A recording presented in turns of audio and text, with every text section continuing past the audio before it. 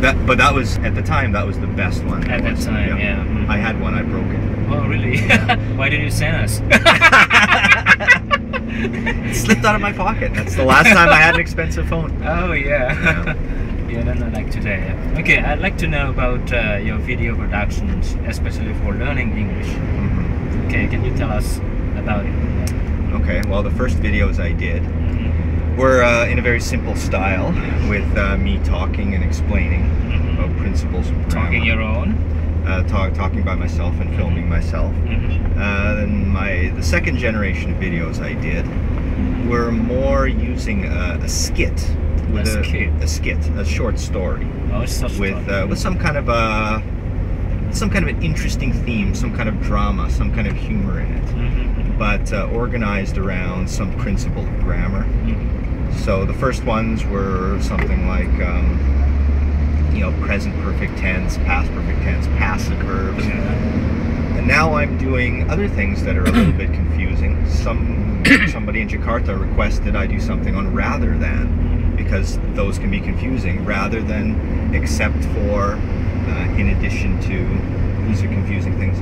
So I'll put together a video using these bits of grammar within the context of a natural situation being acted out by my students. And then what I do is, after I show that skit with translation, I'll explain the different principles of grammar and give additional examples, and then at the end show the video again without any kind of translation or subtitles or anything like that. And so it's got different kinds of learning. The first is like the more slow, you can read the translation if you want, you can read the English if you want, then the explanation. Now you kind of get it, now you need to watch it again and see if you can pick it up. So and it's short, it's only about 8 minutes. Yeah, mostly what you explain, this is about rules and grammar rule or something in the what you're talking about.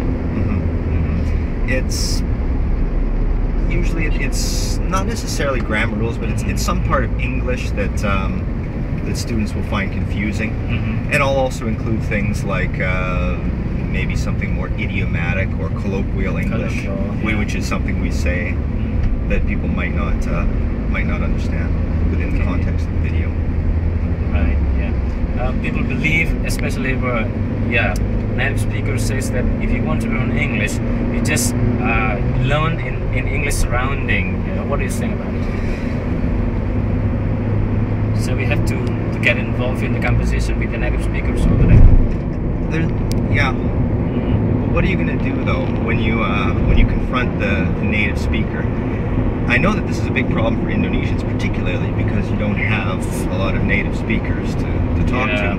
So what'll end up happening is, like schools around Kampung Pade, they'll take a bus trip to Borobudur and hunt down bules in little packs, which is very terrifying to be a bule. Yeah, that's my experience. Actually. You did that? Yeah, when I was in high school, I tried to practice my English, and we got some bule over there, and I come closer, and then, hi, hello, say, I'm sorry, I'm practicing my English, would you? Alright, why not? Says, You're never going to be able to say exactly what you want to say in that situation. The problem is, because you don't want to be stupid, you don't want to be misunderstood. So generally you're going to go towards the English, which is what you think is proper for the situation. And this is what I said in my lecture yesterday, that I think, in my opinion, it's best if you give a natural expression rather than being too kaku. Hello, can I ask where you're from? What is your name?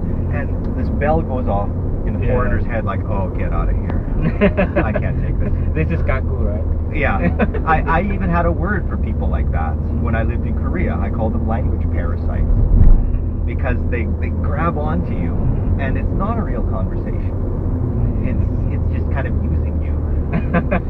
So I think a native speaker would much prefer it if you said something natural, if you made a comment about them in some way. And also, that gives you a chance to practice all the other English.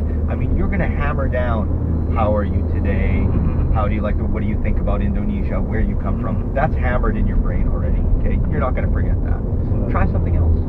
Try something more natural, because you've got all this other English you've learned. Try commenting on the situation.